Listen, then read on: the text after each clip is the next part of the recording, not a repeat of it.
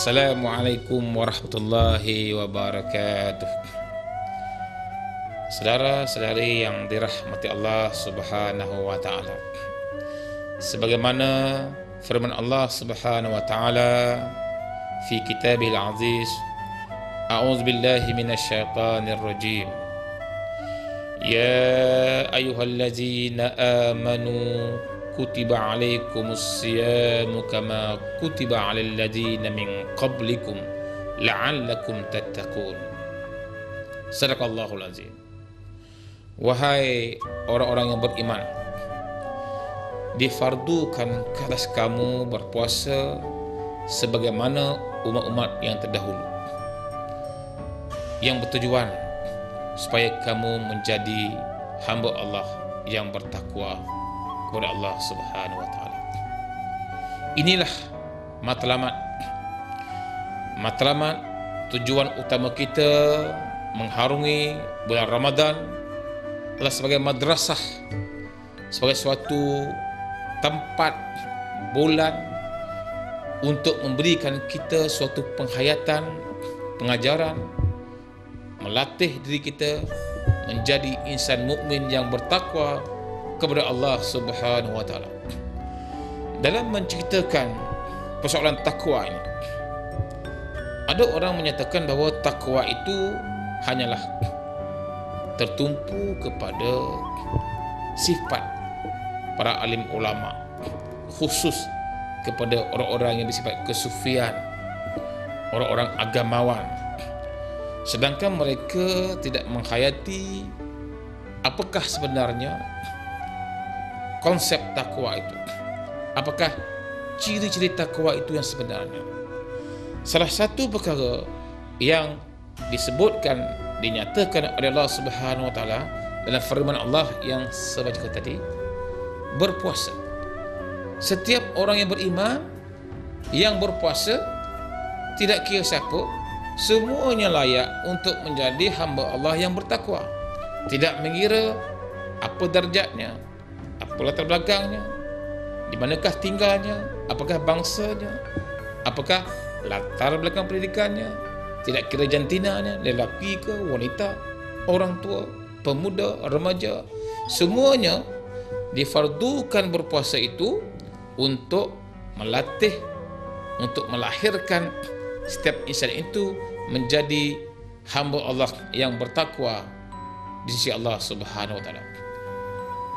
Dalam hal yang lain, ada orang beranggap bahawa takwa itu khusus hanya untuk hal-hal ibadah, hal puasa saja, hal sembahyang, zikrullah semata-mata, pergi haji, bersedekah. Mereka tidak melihat kepada firman Allah Subhanahu wa taala dalam ayat yang lain, dalam surah Ali Imran.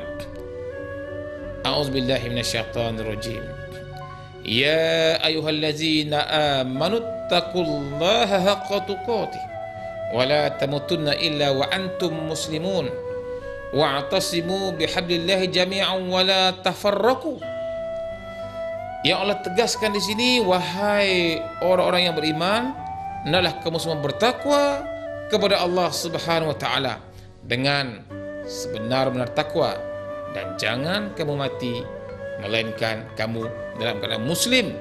Dalam masa yang sama, Allah perintahkan kita ini, kalau nak jadi orang yang bertakwa, apakah tindakan yang harus kita lakukan? Bagaimanakah adab kita? Bagaimana hubungan kita dengan masyarakat, dengan kelompok-kelompok manusia, dari segi politiknya, dari segi sosialnya, dari segi pendidikannya? Ialah caranya, wa'tasimu bihablillahi jami'a. Kamu kena berpegang teguh dengan agama Allah, tali Allah Subhanahu wa taala, dengan Al-Quran dan As-Sunnah, dan wala tafarraqu. Jangan kamu berpecah belah. Bermaknanya takwa ini bukan saja kita ini kena menunaikan ibadah khusus, itu saja takwa, tetapi kita juga jangan melanggar perintah Allah Subhanahu wa taala yang lebih besar lagi. Jangan kamu pecah belah. Wala tafarraqu. Hari ini kita lihat umat Islam semuanya mengaku beriman, semuanya berpuasa di bulan Ramadan, ramai yang pergi haji, ramai yang pergi umrah, ramai yang bersedekah. Tetapi dalam masa yang sama kita lihat umat Islam berpecah. Umat Islam tidak bersatu. Dalam bulan Ramadan pun boleh berperang. Kalau kita lihat di negeri-negeri tertentu, di negeri Arab, berlaku pertempuran. Bulan Ramadan juga bom sana masjid, bom masjid dekat sini, ada puak-puak yang hak dibunuh. Sesama Islam kita berperang, pertumpahan darah berlaku. Mereka walaupun berpuasa, tetapi sebenarnya mereka ini tidak menghayati firman Allah Subhanahu wa taala, larangan Allah wala tafarraqu.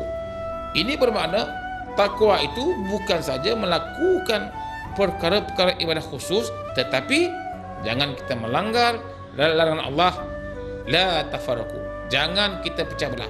Kalau kita berpecah belah, macam mana kita nak mengaku kita ni orang yang bertakwa? Kalau itu sifat kita, kita berpecah di masjid, berpecah dalam masyarakat, berpecah dalam konteks negara, dalam konteks pendidikan, kita berpecah dalam konteks kita ni untuk menentukan hala tuju ummah kita, akhirnya kita akan lemah. Seperti mana firman Allah Subhanahu wa taala, wa atii'ullaha wa rasulahu wa la tanaza'u fatafshalu wa tazhaba rihukum. Naklah kamu taat kepada Allah dan Rasul, wala tanaza'u. Jangan kamu berbalah, jangan kamu berpecah belah, jangan kamu bersengketa. Kalau kita berpecah belah, kita bersengketa, fatafshalu, maka Allah kata kamu akan porak-poranda, kamu akan hidup kamu tak tentram, tidak aman. Wa tazhaba rihukum, maka kamu akan hilang kekuatan, kamu tidak akan dihormati, maka kamu akan diinjak dan kamu akan dimusuhi, kamu akan dianggap sebagai umat, menjadi makanan kepada umat lain. Kenapa? Karena kamu berpecah belah. Itulah akibatnya kalau kita tidak menghayati konsep takwa, hanya tertumpu pada ibadah khusus, akhirnya umat Islam hari ini kita lihat mereka melanggar perintah Allah, kita berpecah belah, kita berperang, menjatuhkan sesama sendiri, dan akhirnya kita lemah. Umat Islam dijajah. Kita tidak menguasai ekonomi, kita tidak menguasai ilmu pengetahuan, kita tidak menguasai dari segi ketamadunan. Walaupun dulunya umat Islam pernah menguasai 3 suku dunia, pernah menguasai ilmu-ilmu dunia ini, tetapi hari ini kita lihat umat Islam bercakaran, berpecah belah. Kenapa? Karena kita tidak menghayati konsep prinsip sebenarnya takwa menurut Al-Quran, yang mana kita jangan melakukan perkara-perkara yang boleh menyebabkan ummah orang Islam berpecah belah, menjadi lemah. Wallahu a'lam. Wassalamualaikum warahmatullahi wabarakatuh.